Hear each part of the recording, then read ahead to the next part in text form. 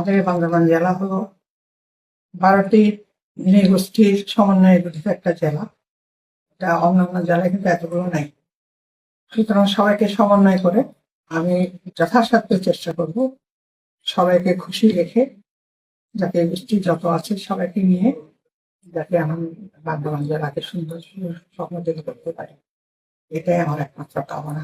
গুরুত্ব তো সবখানেই দিতে হবে। আমাদের স্বাস্থ্য বিভাগটা অনেক দুর্বল, এটাকে অগ্রাধিকার দিতে হবে। তারপরে আমাদের যে স্কুল, প্রাইমারি স্কুল, বিশেষ করে গ্রামে গঞ্জে যেগুলো আছে, সেখানে আসলে আমাদের সেরকম শিক্ষা ব্যবস্থার কারণে সেখানে হয়তো আমরা এলাকার অনেক টিচারকে পাই না।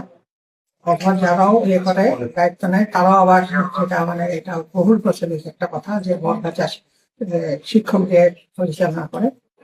তো আমি আমার সদস্য যাকে এই দায়িত্ব দেওয়া হবে, আমি বিশ্বাস করি তিনি বা অন্যান্যরা সবাই মিলে এই কথাটাকে দূর করে সত্যি সত্যি আমাদের এলাকার শিশুরা যাতে উপযুক্ত শিক্ষা পায় সেটা, এবং যাতে সুচিকিৎসা পায়, এই ব্যবস্থাটাই আমি প্রথমে নেব।